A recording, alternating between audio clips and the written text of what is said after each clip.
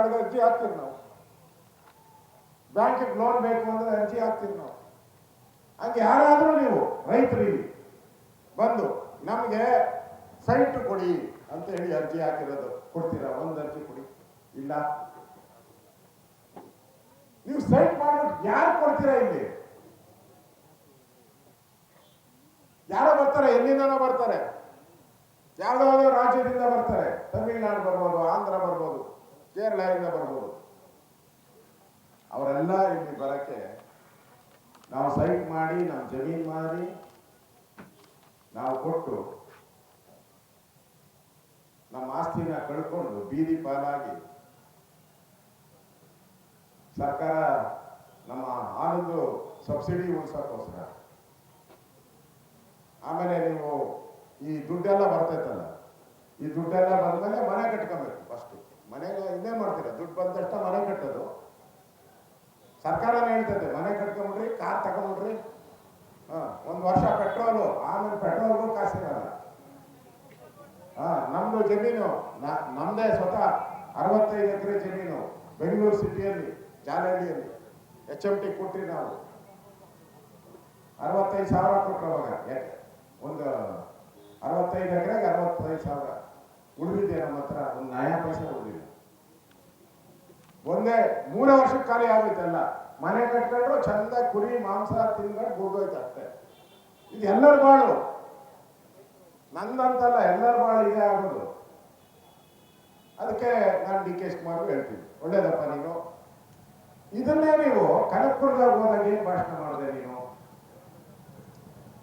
ಕನಕಪುರದಲ್ಲಿ ಒಂದು ಭಾಷಣ ಮಾಡವ್ರೆ DK ಶಿವಕುಮಾರ್. ಇಲ್ಲಿ ಚಿನ್ನದ ಬೆಲೆ ಬರುತ್ತೆ, ಯಾರನ್ನು ಕನಕಪುರದಲ್ಲಿ ಜಮೀನು ಮಾರಬೇಡಿ. ಮಾಗಡಿಯಲ್ಲಿ ಏನು ಕಬ್ಬುಣದ ಜಮೀನ ಇದು? ಅಲ್ಲ, ಬಿಡದಿ. ಮಾಗಡಿ ಕಾನ್ಸ್ಟಿಟ್ಯೂನ್ಸಿ ಅಂತಾರೆ. ಬಿಡದಿ ಜನ ಮಾರ್ಗಬೇಕು, ಕನಕಪುರ ಜನ ಮಾರ್ಗಂಬಾರದು. ಯಾವ ನ್ಯಾಯ ಇದು? ಒಬ್ಬ ರಾಜ್ಯದ ಮುಖ್ಯಮಂತ್ರಿ, ನೀವು ಉಪಮುಖ್ಯಮಂತ್ರಿಗಳಾಗಿದ್ರಿ, ಅವರ ತಾಲೂಕಲ್ಲಿ ಅವ್ರ ಜಮೀನು ಮಾರಬಾರ್ದು. ಈ ತಾಲೂಕಲ್ಲಿ ಬಂದ್ಬಿಟ್ಟು ನೀವೆಲ್ಲ ಜಮೀನು ಮಾರಿ ಅಂತ ಹೇಳ್ತೀರಲ್ಲ, ಎಷ್ಟು ನ್ಯಾಯ ಇದು? ಇವತ್ತು ಈ ಬಡವರ ಜಮೀನಿಗೆ ನೀವು ಹೇಳ್ತಾ ಇದ್ದೀರಲ್ಲ, ನಾನೊಂದು ಹೇಳ್ತೀನಿ. ರಾಹುಲ್ ಗಾಂಧಿ ಅವರು ಮೊನ್ನೆ ಅಂಡಮಾನ್ ನಿಕೋಬಾರ್ಗೆ ಹೋಗಿದ್ರು. ಅಂಡಮಾನ್ ಫೋಟೋ ಇದೆ ನೋಡಿ, ತೋರಿಸ್ತೀನಿ ಹೆಂಗಿದೆ ಅಂತ. ಒಳ್ಳೆ ನೋಡಿ, ಟೀ ಶರ್ಟು, ಜೀನ್ಸ್ ಪ್ಯಾಂಟು ಎಲ್ಲ ಹಾಕೊಂಡಿದ್ದಾರೆ ನೋಡಿ. ಅಂಡಮಾನ್ ನಿಕೋಬಾರ್ ಏನ್ ಹೋಗಿದ್ರಲ್ಲಿ? ಅಲ್ಲಿ ಪೋರ್ಟ್ ಮಾಡ್ತಾ ಇದ್ದಾರೆ ಮೋದಿಯವರು. ಪೋರ್ಟ್ ಹಡಗು ನಿಲ್ಲುವಂಥದ್ದಕ್ಕೆ ಚೈನಾದ ದಾಳಿ ಆಗಬಾರ್ದಲ್ಲಿ, ನಮ್ಮ ದೇಶಕ್ಕೆ ಚೈನಾ ದಾಳಿ ಆಗಬಾರ್ದು, ನಮ್ಮ ಮಿಲಿಟರಿ ನೆಲೆ ಆಗ್ಬೇಕಲ್ಲಿ. ಆ ಮಿಲಿಟರಿ ನೆಲೆ ಇದ್ರೆ ಚೈನಾದವ್ರು ನಮ್ಮ ಮೇಲೆ ಅಟ್ಯಾಕ್ ಮಾಡಲ್ಲ ಅಂತೇಳಿ ಅಲ್ಲಿ ಪೋರ್ಟ್ ಮಾಡೋದು. ಅಲ್ಲೋಗಿ ನಿಂತ್ಕೊಂಡು ಅವರು ಹೇಳಿದ್ದಾರೆ, I travel through great Nicobar. These are the most extraordinary forest I never seen in my life. ನಾನು ಹೇಳ್ತಲ್ಲ ಈಗ, I never seen this greenery in Bidadi. ಅವ್ರು ಹೇಳಿದ್ದಾರೆ, ಅದನ್ನೇ ಹೇಳಿದ್ದಾರೆ ಅವರು. ಇಲ್ಲಿ ನೀವು ಇದನ್ನ ಈ ಗ್ರೀನರಿ ಎಲ್ಲ ಹೊಡೆದಾಕಿ ನೀವು ಪೋರ್ಟ್ ಮಾಡ್ತಾ ಇದ್ದೀರಾ, ಇದಕ್ಕೆ ನಾನು ವಿರೋಧ ಇದೆ ಅಂತ ಹೇಳಿ ಸ್ಟ್ರೈಕ್ ಕೂತ್ಕೊಂಡಿದ್ದಾರೆ. ಯಾರು? ರಾಹುಲ್ ಗಾಂಧಿ ಅವರು. ಪಾಪ ಇಲ್ಲಿನೂ ಸ್ವಲ್ಪ ನೋಡು, ಇಲ್ಲಿ ಗ್ರೀನರಿ ಇದೆಯೋ ಅಥವಾ ಆಡು ಬಿದ್ದಿದೆಯೋ ಬಂದು ನೋಡಿ ನೀವು. ರಾಹುಲ್ ಗಾಂಧಿ ಅವ್ರಿಗೆ ಇನ್ವಿಟೇಷನ್ ಕೊಡೋಣ ನಾವೆಲ್ಲರೂ, ಇಲ್ಲಿರೋ ರೈತರೆಲ್ಲ.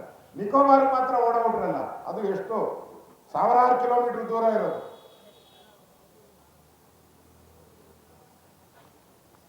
ಅದರಿಂದ this is the not development. ಅವ್ರು ಹೇಳಿದ್ದು, this is the not development, this is A destruction dressed in the development. ಅವ್ರು ಹೇಳಿರೋ ಮಾತು ರಾಹುಲ್ ಗಾಂಧಿ. ಅಂದ್ರೆ ಈ ಬಿಡದಿಗೊಂದು, ಅಲ್ಲಿ ಅಂಡಮಾನ್ ನಿಕೋಬಾರ್ಗೊಂದು ಸ್ಟ್ಯಾಂಡರ್ಡ್. ಅದಕ್ಕೆ ಇಲ್ಲಿ ರಾಹುಲ್ ಗಾಂಧಿ ಬಂದು ಹೇಳಬೇಕು. ಆಮೇಲೆ ಅವರೊಬ್ಬರೇ ಅಂತಲ್ಲ, ಅವ್ರ ಫೋಟೋ ಹಾಕಿ ಇನ್ನೂ ಚಂದ ಚಂದಾಗ ಫೋಟೋಗಳು ಇಟ್ಕೊಂಡವ್ರೆ ನೋಡಿ. ಇನ್ನು ನಮ್ಮ ಮುಖ್ಯಮಂತ್ರಿ ಏನು ಹೇಳಿದ್ದಾರೆ ನೋಡ್ತೀರಾ? ಡಿ ಕೆ ಶಿವಕುಮಾರ್ ಅವರು ಒಂದು ಟ್ವೀಟ್ ಮಾಡಿದ್ರು ಅದಕ್ಕೆ, ಅಂಡಮಾನ್ ನಿಕೋಬಾರ್ಗೆ ಅವ್ರು ಹಾಕಿದ್ದಾರೆ, ಇಲ್ಲಿದೆ ಪೋಸ್ಟ್ ಮಾಡಿ ಡಿ ಕೆ ಶಿವಕುಮಾರ್. ನಾನು ವಾಯ್ಸ್ ಮಾಡ್ತಾ ಇದ್ದೀನಿ ಇದಕ್ಕೆ, ಯಾರೋ ಅಂಡಮಾನ್ ನಿಕೋಬಾರ್ ಅಲ್ಲಿರೋ ಗ್ರೀನರಿ ಉಳಿಬೇಕು, ನೇಚರ್ ಉಳಿಬೇಕು, ಅಲ್ಲಿರೋ ಪಶು ಪಕ್ಷಿ ಉಳಿಬೇಕು, ಅಲ್ಲಿರೋ ಜನ ಉಳಿಬೇಕು. I support D K Shivakumar tweet, I support ಈ ಡೆವಲಪ್ಮೆಂಟು ಅವಶ್ಯಕತೆ ಇಲ್ಲ. ಯಾವುದು ಚೈನಾ ದಾಳಿಯನ್ನು ತಡೆಯೋಕ್ಕೋಸ್ಕರ ಏನು ಅಲ್ಲಿ ಪೋರ್ಟ್ ಮಾಡ್ತಾ ಇದ್ದಾರೆ ನರೇಂದ್ರ ಮೋದಿ ಅವರು, ಅಲ್ಲಿ ಪರಿಸರ ಹಾಳಾಗ್ತೈತಂತೆ. ಇಲ್ಲೇನು ಹಾಳಾಗ್ತೈತೆ? ಡಿ ಕೆ ಶಿವಕುಮಾರ್ ಅವರೇ ನೀವೇ ಟ್ವೀಟ್ ಮಾಡಿದ್ದೀರಾ. ಪರಿಸರ ಉಳಿಬೇಕು, ಕಾಳಜಿ. ನಿನ್ನೆ ಬೇರೆ ಅದೇನೋ ಮಾಡಿದ್ರು, ಕೆಂಪೇಗೌಡರ ಜಯಂತಿಗೆ ಮರಣ ಅಲ್ಲ 16 ಲಕ್ಷ ಮರಗಳನ್ನ ನೆಡ್ತಾರಂತೆ ಕೆಂಪೇಗೌಡ ಜಯಂತಿಗೆ. ಇಲ್ಲಿ ಎಷ್ಟು ತೆಂಗಿನ ಗಿಡ ಇದೆ? 6 ಲಕ್ಷ ತೆಂಗು ಅಡಿಕೆ ಇದೆ. 6 ಲಕ್ಷ ತೆಂಗು ಅಡಿಕೆ ಇರೋದು 6 ಲಕ್ಷ ಮಾವು, ಸಪೋಟ, ರೇಷ್ಮೆ, ಬಾಳೆ, ಇವೆಲ್ಲ ಪರಿಸರ ಅಲ್ವಾಗರೆ. ರೈತರ ಜೀವನ ಇದೆ ಇದರಲ್ಲಿ, ರೈತರ ಜೀವನ ಇದೆ, ಜೀವ ಇದೆ. ಅವ್ರು ಯಾರೋ ತಾಯಿ ಹೇಳ್ತಾ ಇದ್ರು, ನನಗೆ ಕೊಡ್ತೀರಾ ಇದು, ನಂದು 1/2 ಎಕರೆ ಇದೆ, 1 ಕೋಟಿ ಬರ್ತೈತೆ, ನಾನೀಗ ಹಸು ಕಟ್ಕೊಂಡು ತಿಂಗಳಿಗೆ 25,000 30,000 ಮಾಡಿ ಜೀವನ ಮಾಡ್ತಾ ಇದ್ದೀನಿ, ನಾನು ಇದನ್ನ ತಗೊಂಡು ನಾನು ಏನ್ ಮಾಡಬೇಕು ಅಂತ ಹೇಳ್ತಾರೆ. ಅಯ್ಯಮ್ಮ 1 ಕೋಟಿ ಎತ್ಕೊಂಡು ಎಲ್ಲಿಗೆ ಹೋಗ್ಬೇಕು ಅಯ್ಯಮ್ಮ? ಜೀವನ ಹೆಂಗೆ? ಅದಕ್ಕೋಸ್ಕರ ಡಿ ಕೆ ಶಿವಕುಮಾರ್ ಹೇಳಿದ್ದಾರೆ, ಐ ಸ್ಟ್ಯಾಂಡ್ ಅಗೇನಿಸ್ಟ್ ಐಲ್ಯಾಂಡ್ ಬಗ್ಗೆ ನಾನು ಐ ಸ್ಟ್ಯಾಂಡ್ ಅಂತ ಹೇಳಿದ್ದಾರೆ. ಇಲ್ಲಿ ಯಾಕೆ ಸಿಟ್ಟು ಮಾಡ್ತಾ ಇದ್ದೀರಾ? ಅಲ್ಲಿ ಸ್ಟ್ಯಾಂಡು, ನಿಕೋಬಾರ್ ಐಲ್ಯಾಂಡ್ ಅಲ್ಲಿ ಸ್ಟ್ಯಾಂಡು, ಇಲ್ಲಿ ಸಿಟ್ಟು. ಸಿಟ್ಟು ಸೀಟಲ್ಲ ನನಗಿದು, ಸಿಟ್ಟು, ಕೋಪ, ರೈತರ ಬಗ್ಗೆ ಕೋಪ. ಮಾಡೇ ಮಾಡ್ತೀನಿ ಅಂತ ಪಟ್ಟಿಟ್ಕೊಂಡವ್ರು. ಅಂದ್ರೆ ಇಲ್ಲಿ ಇರುವಂತ ರೈತರನ್ನ ಒಕ್ಕರಿಸಬೇಕು ಅಂತ ಒಂದು ದೊಡ್ಡ ಹುನ್ನಾರ ಮಾಡ್ತಾ ಇದ್ದಾರೆ. ಅವ್ರು ಪದೇ ಪದೇ ಕೇಳ್ತಾರೆ ಪ್ರೆಸ್ ಅವರು, ಅವ್ರು ಕೇಳಕ್ ಮುಂಚೆ ನಾನೇ ಹೇಳ್ಬಿಡ್ತೀನಿ. ಹಿಂದೆ ಕುಮಾರಸ್ವಾಮಿ ಅವರು ಇದನ್ನ ನೋಟಿಫೈ ಮಾಡಿದ್ರು. ನಾನು ಕುಮಾರಸ್ವಾಮಿ ಅನ್ನಲ್ಲ, ಕುಮಾರಣ್ಣವ್ರನ್ನ ಫಾಲೋ ಮಾಡ್ತಾರಂತ. ಈಗ ಯಾರು? ಡಿ ಕೆ ಶಿವಕುಮಾರ್ ಫಾಲೋ ಮಾಡಪ್ಪ, ಅದೇ ಕುಮಾರಣ್ಣ ಹೇಳಿದಾರಲ್ಲ, ನಾವು ಈ ಪ್ರಾಜೆಕ್ಟ್ ಅನ್ನ ಬಿಟ್ಟಿದ್ದೀವಿ ಅಂತ ಹೇಳಿದ್ರಲ್ಲ. ಯಡಿಯೂರಪ್ಪನವ್ರು ಇದ್ದಾಗ ನನ್ನ ಬಗ್ಗೆ ಕಾಮೆಂಟ್ ಮಾಡಿದ್ದಾರೆ. ಯಡಿಯೂರಪ್ಪನವ್ರ ಕ್ಯಾಬಿನೆಟ್ ಅಲ್ಲಿ ನಾನು ಮಿನಿಸ್ಟರ್ ಇದ್ದೆ. ರೈತರೆಲ್ಲ ಮನವಿ ಕೊಟ್ಟಾಗ ಯಡಿಯೂರಪ್ಪನವ್ರು ಹೇಳಿದ್ರು, ನಾವು ಆ ಕಡೆ ತಲೆ ಇಟ್ಟು ಮಲಗಲ್ಲ, ರೈತರು ಹೇಗಿದಾರ ಅವರು ಜೀವನ ಮಾಡಿದ್ರೆ ಆರಾಮಾಗಿರ್ಲಿ, ನಾನು ಇರೋವರೆಗೂ, ಯಡಿಯೂರಪ್ಪ ಹೇಳಿದ್ರು, ನಾ ಇರೋವರೆಗೂ ಕೂಡ ಇದನ್ನ ಲೇಔಟ್ ಮಾಡಲ್ಲ ಹೇಳಿದ್ದಾರೆ ಇಲ್ಲ? ಹೇಳಿದ್ದಾರೆ. ಜಗದೀಶ್ ಶೆಟ್ಟರ್ ಇದ್ರು ಮುಖ್ಯಮಂತ್ರಿ, ಮಾಡಲಿಲ್ಲ. ಸದಾನಂದ ಗೌಡ್ರು ಇದ್ರು, ಮಾಡಲಿಲ್ಲ. ಬಸವರಾಜ ಬೊಮ್ಮಾಯಿ ಇದ್ರು, ಮಾಡಲಿಲ್ಲ. ಕುಮಾರಸ್ವಾಮಿ ಮತ್ತೆ ಮುಖ್ಯಮಂತ್ರಿ ಆದ್ರು, ಮಾಡಿದ್ರ? ಮಾಡಿಲ್ಲ. ಯಾಕೆ? ರೈತರು ಬೇಡ ಅಂತ ಹೇಳಿ. ಈಗ ಹಂಗೆ ಬಿಟ್ಬಿಡಿ ನೀವು. ಯಾಕೆ ಮಾಡ್ತಾ ಇದ್ದೀರ? ಬೆಂಗಳೂರಲ್ಲಿ ಈಗಿರೋ ಅಂತ ಇದ್ರ ಪ್ರಕಾರ ನಮ್ಮ ಡಾಕ್ಟರ್ ಅನಾಲಿಸಿಸ್ ಮಾಡಿ ನನಗೆ ಕಳಿಸಿದ್ದಾರೆ. 8 ಲಕ್ಷ ಸೈಟ್ ಖಾಲಿ ಇದೆ ಕಳೆದ 30 ವರ್ಷದಿಂದ. 8 ಲಕ್ಷ ಸೈಟ್ ಖಾಲಿ ಇರೋದು. ಫ್ಲಾಟ್ಗಳು 10 ಲಕ್ಷ ಫ್ಲಾಟ್ ಖಾಲಿ ಇದೆ. ಒಟ್ಟು ಸೇರಿಸಿದ್ರೆ ಎಲ್ಲ 20 ಲಕ್ಷ. ಪ್ರೈವೇಟ್ ಲೇಔಟ್ಗಳು ಅವು ಇವು ಸೇರಿಸಿದ್ರೆ 20 ಲಕ್ಷ ಸೈಟ್ ಖಾಲಿ ಇದೆ. ಅದನ್ನ ತಗೊಳಕ್ಕೆ ಯಾವನೂ ಇಲ್ಲ, ಎಲ್ಲ ರೀಸೇಲ್ಗೋಸ್ಕರ ತಗೊಂಡು ಇಟ್ಕೊಂಡಿದ್ದಾರೆ, ಎಲ್ಲ ರೀಸೇಲ್. ಇಲ್ಲೂ ಅಷ್ಟೇ, ಯಾರು ನೀವು ಈ ಕೆಂಪೇಗೌಡ ಲೇಔಟ್ ಮಾಡಿದ್ದಾರೆ, ಕೆಂಪೇಗೌಡ ಲೇಔಟ್ ಬೆಂಗಳೂರಲ್ಲಿ ಮಾಡಿದ್ದಾರೆ, ಯಶವಂತಪುರದಲ್ಲಿ. ಅಲ್ಲಿ ಮಾಡಿರೋ ಅಂತ 30-40 ಸಾವಿರ ಸೈಟಲ್ಲಿ ಇನ್ನೂ 1,000-2,000 ಮನೆ ಕಟ್ಟಿದ್ದಾರೆ, ಎಲ್ಲ ಖಾಲಿ ಬಿದ್ದಿದೆ. ಈಗ ಶಿವರಾಮ ಕಾರಂತ್ ಲೇಔಟ್ ಮಾಡ್ತಾ ಇದ್ದಾರೆ, 30,000 ಸೈಟ್ ಮಾಡಿದ್ದಾರೆ, ಇನ್ನೂ ಯಾರಿಗೂ ಹಂಚಿಲ್ಲ. ಯಾರು ತಗೊಂತಾರೆ? ಎಲ್ಲರೂ ಏನ್ ತಗೊಂತಾರೆ ರೀಸೇಲ್ ಇಟ್ಕೊಂತಾರೆ ಅಷ್ಟೇ. ಯಾರು ಮನೆ ಕಟ್ಟಲ್ಲ, ರೀಸೇಲ್ ಇಟ್ಕೊಂತಾರೆ ಅಷ್ಟೇ. ಎಲ್ಲ ಇಲ್ಲೂ ಅಷ್ಟೇ ಮಾಡಿದ್ರೆ ಇಲ್ಲೂ ತಗೊಂತಾರೆ, ರೀಸೇಲ್ ಬೆಲೆ ಬಂದಾಗ ಮಾರ್ಗಕ್ಕೆ ಇಟ್ಕೊಂತಾರೆ. ಆ ಬೆಲೆ ಬಂದ್ ಮಾಡಕ್ಕೆ ಇಷ್ಟೊಂದು ಅನ್ನ ಕೊಡ್ತಾ ಇರುವಂತ ಜಮೀನು ಇಲ್ಲ ಅಂದ್ರೆ ನಾಳೆ ರಾಜ್ಯಕ್ಕೆ ಆದಾಯ ಹೆಂಗೆ ಬರ್ತದೆ? ಭತ್ತ ಹೆಂಗ್ ಬರುತ್ತೆ? ರಾಗಿ ಹೆಂಗ್ ಬರುತ್ತೆ? ತೆಂಗು ಹೆಂಗ್ ಬರುತ್ತೆ? ಅದರಿಂದ ಈ ಮನೆ ಆಳ ಕೆಲಸವನ್ನ ಕಾಂಗ್ರೆಸ್ ಅವರು ಬಿಡಬೇಕು. ಈಗಾಗಲೇ ಎಲ್ಲ ಮುಖ್ಯಮಂತ್ರಿಗಳು ಡ್ರಾಪ್ ಮಾಡಿದ್ದಾರೆ, ಮಾಡೋದು ಬೇಡ ಅಂತ ಹೇಳಿದ್ದಾರೆ. ನೀವು ಮಾಡೋದು ಬೇಡ, ಬಿಟ್ಬಿಡಿ. ನಾನು ಅದೇ ಮೊನ್ನೆನೂ ಹೇಳಿದೆ, ಒಳಿತು ಮಾಡು ಮನುಷ್ಯ ನೀ ಇರೋದು ಎಷ್ಟು? ಒಳಿತು ಮಾಡು ಮನುಷ್ಯ 3 ದಿವಸ. ಡಿ.ಕೆ. ಶಿವಕುಮಾರ್ ಇರೋದು ಇನ್ನು 1.5 ವರ್ಷ. 1.5 ವರ್ಷ ನೀನು ಅಕ್ವೈರ್ ಮಾಡಿ ಅವ್ರ ಮನೆಗೆ ನೋಟಿಸ್ ಬಂದು ಅವ್ರು ಕಲ್ಲು ಹೊಡೆದು ಕಾರ್ ಜಖಮ್ ಮಾಡಿ ಕೋರ್ಟ್ ಕೇಸ್ ಹಾಕಿ ಸ್ಟೇ ತಗೊಂಡು ಇದೆಲ್ಲ ಆಗೋ ಅಷ್ಟೊತ್ತಿಗೆ ನೀನ್ ಗುದ್ದಲಿ ಪೂಜೆ ಮಾಡೋ ಅಷ್ಟೊತ್ತಿಗೆ ನೀನ್ ಟರ್ಮ್ ಮುಗಿದೋಗಿರ್ತೈತೆ. ಬಿಜೆಪಿ ಅಷ್ಟೊತ್ತು ಬಂದ್ಬಿಟ್ಟಿರ್ತೈತೆ ಸರ್ಕಾರ, NDA ಸರ್ಕಾರ ಬಂದ್ಬಿಟ್ಟಿರ್ತದೆ. ಬಿಜೆಪಿ ಸರ್ಕಾರ ನಾವು ಹೇಳ್ಬಿಟ್ಟಿದ್ದೀವಿ, ನಾವು ಹೇಳಿದ್ದೀವಿ, ನಮ್ಮ ಅಧ್ಯಕ್ಷರು ಹೇಳಿದ್ದಾರೆ, ನಾವು ಈ ಪ್ರಾಜೆಕ್ಟ್ ಅನ್ನ ನಾವಿವತ್ತು ಭರವಸೆ ಕೊಡ್ತಾ ಇದ್ದೀವಿ, ನಾವು ಮಾಡಲ್ಲ ಮಾಡಲ್ಲ ಮಾಡಲ್ಲ, ನಮ್ಮ ಸರ್ಕಾರ ಬಂದಾಗ ಮಾಡಲ್ಲ, ಈ ಪ್ರಾಜೆಕ್ಟ್ ಮಾಡಲ್ಲ ಅಂತ. ಅದಕ್ಕೆ ಏನ್ ಮಾಡಕ್ ಹೋಗ್ತೀರಾ? ನಿಮ್ ಕೈ ಗುದ್ಲಿ ಪೂಜೆ ಮಾಡಕ್ಕೋಸ್ಕರ ಮಾಡ್ಬೇಕಾದ್ರೆ ಮಾಡಬೇಡಿ ಅಷ್ಟೇ. ಅದಕ್ಕೆ ನಾನು ರೈತರಿಗೆ ವಿನಂತಿ ಮಾಡ್ತೀನಿ, ನಿಮ್ಮ ಹೋರಾಟಕ್ಕೆ ನಮ್ಮೆಲ್ಲ ಬೆಂಬಲ ಇದೆ. ನಾವೆಲ್ಲರೂ ಕೂಡ ಅದಕ್ಕೆ ಬಂದಿರೋಂಥದ್ದು. ಇದು 3ನೇ ಬಾರಿ ನಾನು ಬರ್ತಾ ಇರೋದಿಲ್ಲ.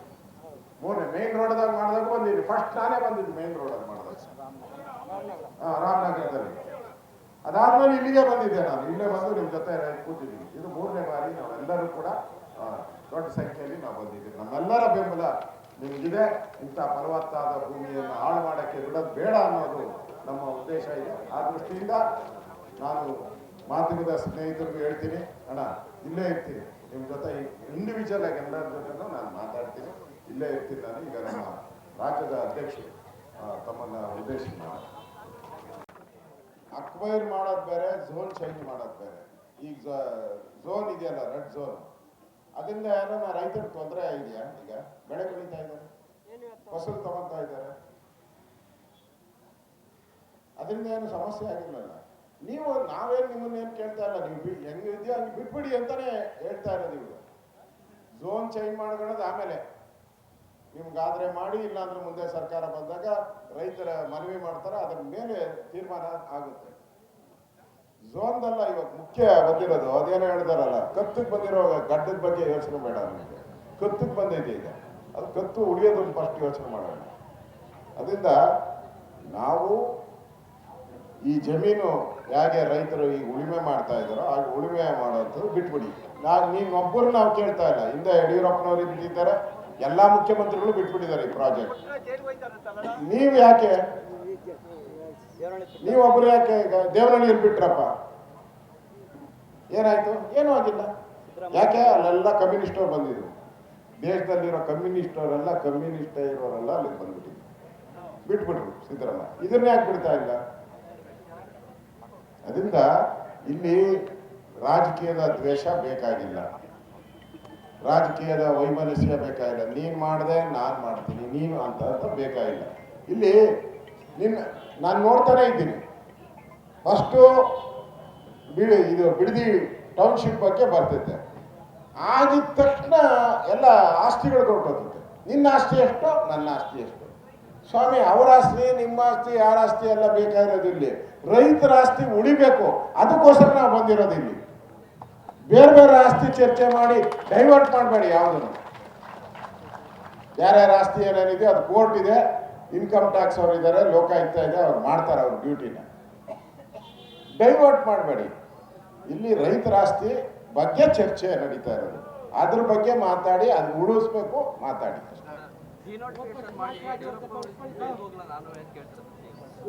ನಾವು ತಾವು ಹೇಳಿದ್ರಿ ಡಿನೋಟಿಫಿಕೇಶನ್ ಮಾಡಿ ಯಡಿಯೂರಪ್ಪನವ್ರ ತರ ಜೈಲಿಗೆ ಹೋಗಲ್ಲ ಅಂತ. ಸ್ವಾಮಿ, ನೀವೇನು ಡಿನೋಟಿಫಿಕೇಶನ್ ಮಾಡಬೇಡಿ, ಸುಮ್ಮನೆ ನಿಮ್ಮಷ್ಟಕ್ಕೆ ನೀವು ಮುಖ್ಯಮಂತ್ರಿಯಾಗಿ ಆ ಕನಕಪುರದವ್ರಿಗೆ ಹೇಳಿದಾರಲ್ಲ, ಚಿನ್ನದ ಬೆಲೆ ಬರ್ತೈತೆ ಮಾರ್ಗಬೇಡಿ ಅಂತ. ಹಂಗೊಂದ್ಸರಿ ಬಂದ್ಬಿಟ್ಟು ಮಾಗಡಿಯಲ್ಲಿ ನಿಂತ್ಕೊಂಡು, ಮಾಗಡಿ ಜನಗಳೇ ಯಾರೂ ಜಮೀನು ಮಾರ್ಗ ಮಾಡಿ, ಮುಂದೆ ಚಿನ್ನದ ಬೆಲೆ ಬರ್ತೈತೆ ಅಂತ ಹೊಡಿ ಸಾಕು, ಇನ್ನೇನು ಕೇಳಲ್ಲ ನೀವು.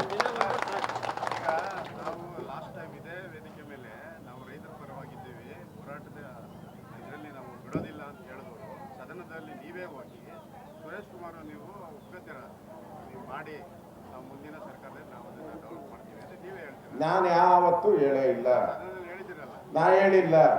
ನಾನು ಬಿಡದಿ ಟೌನ್ಶಿಪ್ ಮಾಡುವಂತ ನಾನು ಹೇಳಿದ್ದೀನಿ. ನಾನು ಯಾವುದು ಹೇಳಿಲ್ಲ. ಇತರ ರೆಕಾರ್ಡ್ ಕೊಡಿ. ನಾನು ಯಾವುದು ಬಿಡದಿ ಟೌನ್ಶಿಪ್ ಬಗ್ಗೆ ಮಾತಾಡೇ ಇಲ್ಲ. ದೊಡ್ಡ ಇಶ್ಯೂ ಆಗ್ಬಿಟ್ಟಿದೆಯಲ್ಲ ಈಗ, ಇದು ದೊಡ್ಡ ಇಶ್ಯೂ ಆಗಿದೆ.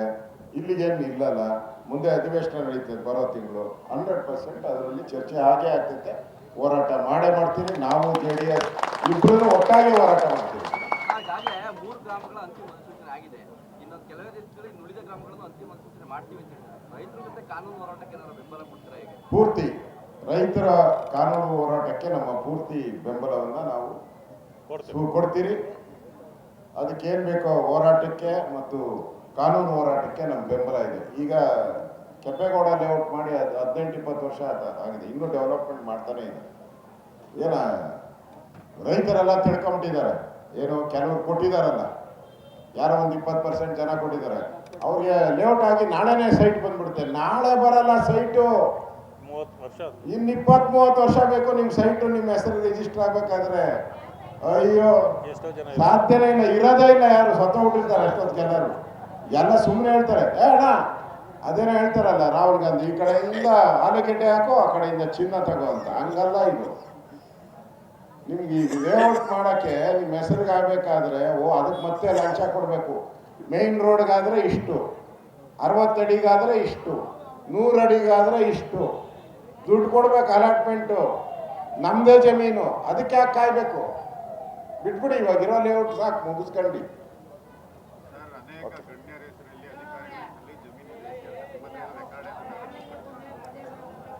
ಅದೆಲ್ಲ ಮುಂದೊಂದು ದಿನ ಅಧಿವೇಶನದಲ್ಲಿ ಚರ್ಚೆ ಬಂದಾಗ ಬರ್ತದೆ.